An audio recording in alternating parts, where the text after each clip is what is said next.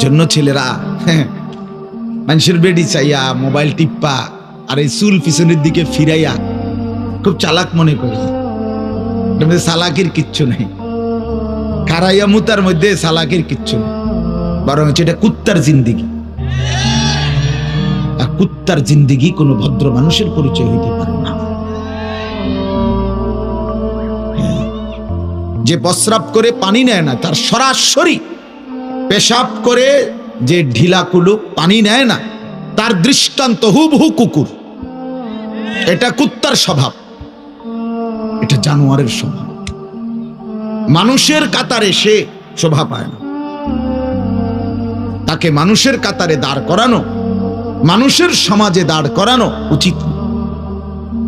তাকে জন্তু জানোয়ারদের সাথেই মেশানো উচিত, থাকা। এটাই বাস্তবতা। সুস্থ স্বাভাবিক মানুষ, এটার প্রমাণ কি আপনারা যে কেউ বুঝবে। 6 মাসের কোলের বাচ্চাও পেশাব করলে সে চিৎকার শুরু করে তার হাফ প্যান্ট বদলাবার জন্য। 1 বছরের বাচ্চা কোলের, সেও পেশাব করে চিল্লায় তার হাফ প্যান্ট বদলাইবার জন্য।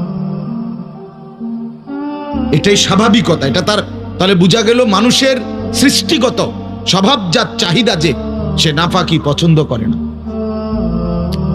সে পেশাব কি করে না, পছন্দ করে। এটা নিয়ে সে 1 মিনিটও থাকতে চায় না এই হাফ প্যান্টটা নিয়ে। কিন্তু এটা কি অপদার্থ! 18 বছরের এত বড় দামরা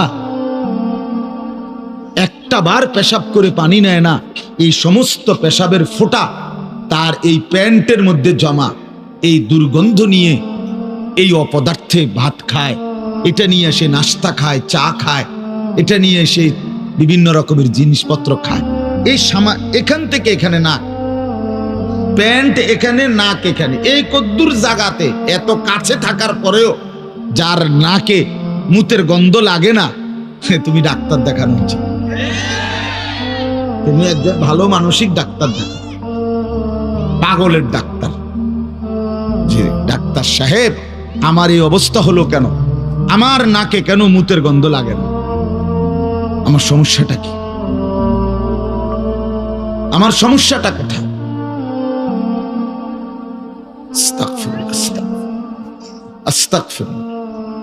এই জন্য আমি বললাম, বাপ, আল্লাহর নাফরমানি করে, আল্লাহর অবাধ্যতা করে কোনোভাবেই নিজেকে চালাক মনে করি, চালাক মনে করি।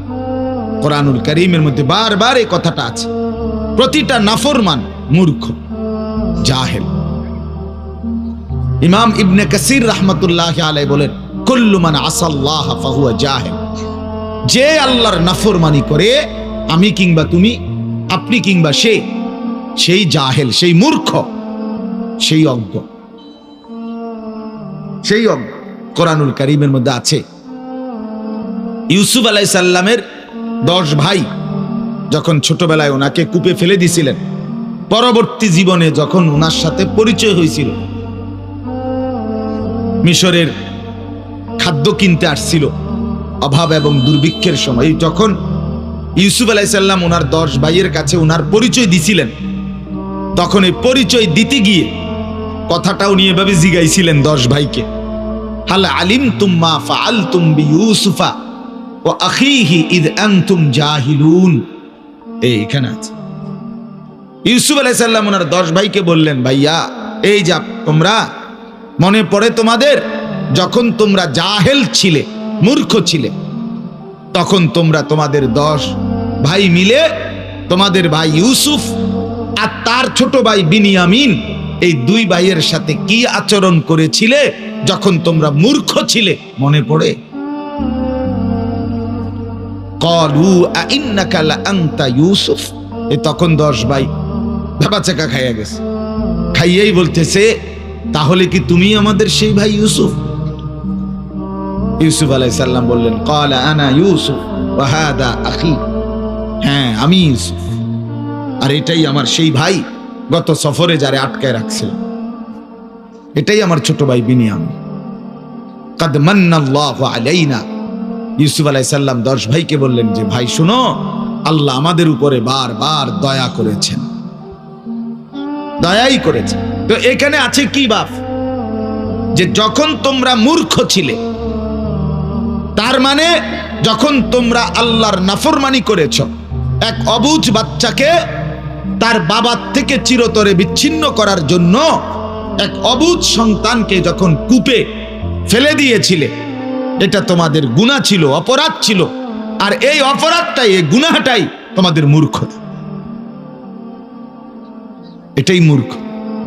এজন্য প্রত্যেকটা পাপ, প্রত্যেকটা গুনাহ, কসম খোদার, এটা অজ্ঞতা, মূর্খ।